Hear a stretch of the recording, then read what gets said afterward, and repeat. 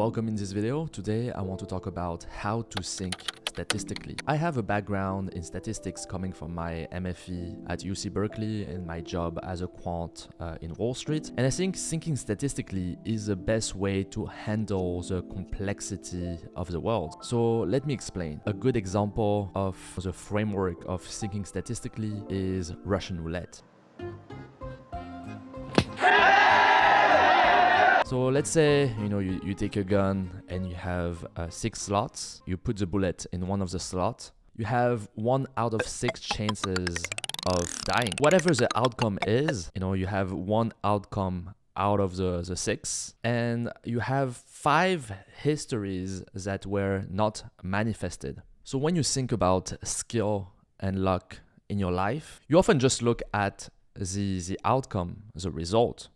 For example, me, I watch often the UFC, and you have a fight between 2 fighters. At the end of the 25 minutes or sometimes before, you have a winner. So that is the outcome. But what I'm actually more interested in is, what if they fought 100 times? What would be the result each time? Would it be the same result as the night they fought, or would it be skewed towards one fighter?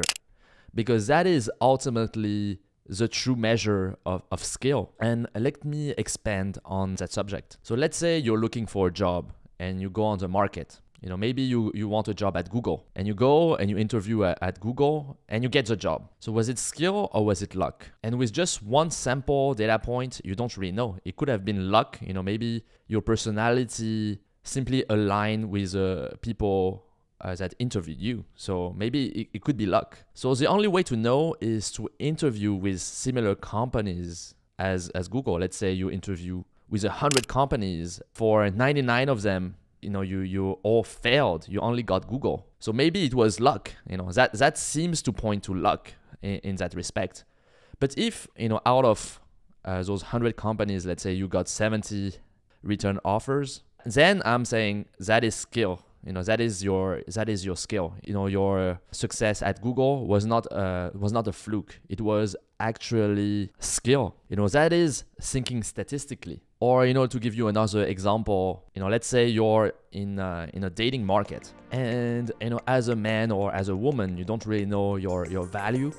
You have maybe an idea of your value, but that is not very accurate. Let's say you have dates with 100 people, and let's say 70% of them accept to go on a second date. Then you have an idea of your mate value, your value on the dating market. But if you just go to 1 or 2 persons, you don't really know what is your value. The more sample, the more accurate is your estimates of your fair value. In statistical terms, it is called the expected value. Another example in poker, let's say you have a pair of aces, and the other person in front of you, let's say you're playing against that person, has a pair of 2s. So both of you go all in, and the other person wins. The odds were in your favor. So you made the right call, but sometimes the outcome, just by pure luck, the result is not the result you expected. So, you lost even though you made a correct decision. And what is very interesting about thinking statistically is now when you move on to look at history, let's say you look at Genghis Khan. Now you're asking yourself, was he an incredible leader, uniter of the Mongol nation? Was he simply lucky? And unfortunately, you cannot go back in the past and replay the same history with a little bit of variation in the conditions to see if Mongol went to war with China 100 times, would they have won like 80 times out of 100, or maybe 51 times out of 100, or maybe only 20 times out of 100. So we don't really know, because history, after the fact, when you see the result, you have all those justifications that come. You're like, oh yeah, the Mongols were very fierce warriors, they were good archers, they had horses, and all of that. You justify the outcome, but you only had one result. So you don't really know what would have happened in those 99 other histories, different paths. The world is so complex that you really need to think about it in terms of statistics. Your actions need to have a high expected value. If you choose action A needs to have a higher expected value than action B that you didn't take. If action B has a lower expected value, but you still take it, then you're not thinking clearly. You're thinking as a fool. In finance, it happens a lot of the times. A trader takes a risky strategy, and out of all the pool of traders, a lot of traders have big losses, but a few traders have huge gains.